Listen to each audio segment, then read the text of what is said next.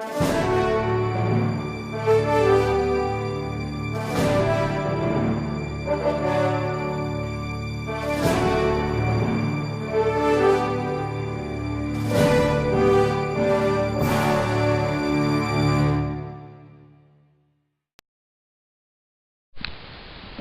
YouTubers, and welcome to the Snarky, Susie, and Jacquel show. Unfortunately, there is no Snarky Susie. She and the others went to watch Warcraft. Yep. Did we watch Warcraft? Yep. We watched Warcraft alright. So, I have with me Lena, Kerrie, and Savannah, the panels from the reaction show. And we're going to talk about Game of Thrones Episode 8. So, let's jump to rapid fire. First, we start with Sandor and Brotherhood. Yeah. I'm glad Lady Stoneheart never showed up. Ugh. I mean, was she even necessary in the books? I'm glad he left out of the show. Yeah. But Sandor killing the crap out of those guys, those 4 guys that were just standing there, I got a little ick. Yeah. But I'm glad that he's learning how to put his priorities straight. Because after losing everybody he lived with for the past 2 seasons, right when they're introduced, you only live 1 episode! Shut it, you! Yeah, one of those guys was Ian McShane. Ugh, can't believe he's gone. Well, anyway, there's no use crying over that spilt milk. Okay, let's go to Tommen and Cersei. When Cersei is about to be taken to see the High Sparrow, she chooses violence, and then and then she sets the mountain on the sparrows, and he tears one of them to pieces. Ugh, sick. I actually had to close my eyes for that part. Ugh. I'm like, what is this monster? What's the point of him? Ugh. But the best part was when Tommen pulled the plug on Clegane by banning all trials by combat. Well, which is logically a very good idea, because if Cersei were to do trial by combat, she would probably be found not guilty of regicide and incest and adultery and who knows what else. But since she's being tried by a group of septons for her crimes of those crimes that I mentioned,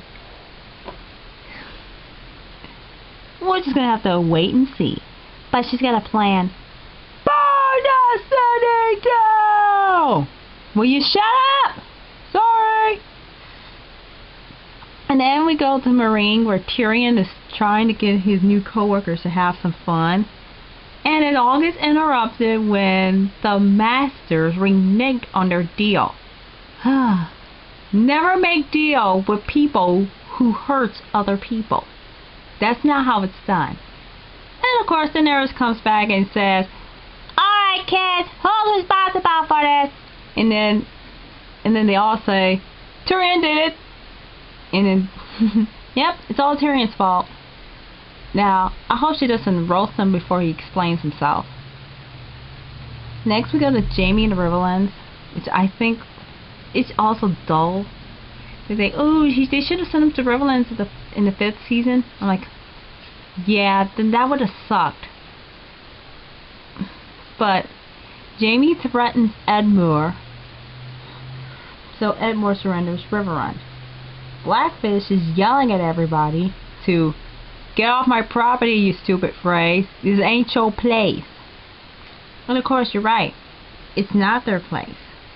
And them Freys are gonna get it. Edmure Stoneheart, get hype. But Jaime and Brienne, the less I talk about that, the better. But the more we talk about Bran and Pod, the better too. Nah, Braun's the kind of guy who you can set with everybody and it just clicks. You know, Bran and Jaime, Bran and Tyrion, and Bran and Tiny. Now it's Bran and Pod. Bran and Tiny. Oh yeah. You must have missed that one part where Tyene seduces Bran in order to get him on her side. And she forces him to say that she's the most beautiful woman in the world. Yeah. But Aria, we finally see the end to the dumbest storyline in all the series. Aria gets stabbed and goes to get help. Okay, yeah, it's a smart move. Go and get help. Only to have Waif kill the person who helped her. Yeah, and Susie would be saying, "Oh, so everybody liked that Lady Crane, did they?" And then it leads to the chase of the century, where Aria chases Waif. Waif chases Aria all through the city until Aria lures her into a dark spot where she has stored her sword. And it turns out she was probably there, waiting on her to show up. Lights go off, and if you were real quiet, you could hear the Waif scream. Which, now, she has graduated from Assassin's Academy. Now that she's graduated, what do you think she should do next? Probably go home and kill Frey.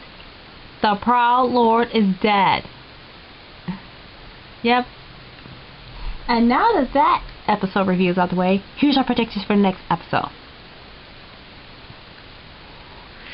It's Ramsay and the Karstarks and Umbers versus the Starks and all their allies. I don't know. Things are gonna go south for the Stark side. But then along comes iffy old Littlefinger, who swoops in to save the day. Oh, if it's not Edmure, it's Brotherhood without banners. And then at the same time, we will probably see the Battle of Marine, and Dany's probably gonna roast some jerks who went back on their word with Tyrion. And then the Ironborn will make their way over. And we probably might get Yara and Dany together, if you know what that means. No, I am not going to imagine that. I like to keep my imagination pure, thank you. And Varys will probably go talk to Sand Snakes, and then come back in the 10th episode and whack Pycelle and Kevin, just like he does in the end of A Dance with Dragons. Oh yeah, those guys are going to die. Or maybe Sand Snakes will meet Sam when he goes to Old Town. I call Nymeria. I call Obara. What about Tyene? Nah, I'm not calling her. It's either a toss-up between Obara and Nymeria. And don't they have a sister in the books who's already there spying on the Citadel? Yep. So they probably might run into her. And if we had time, we'd act it out. But that's our predictions and our review.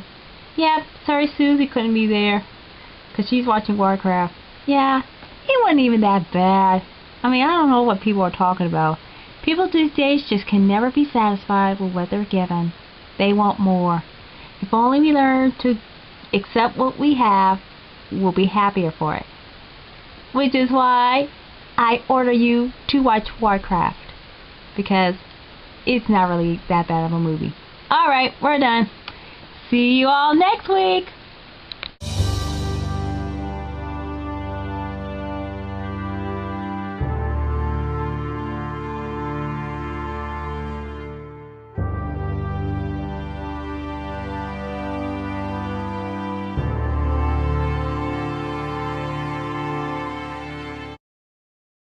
Meow.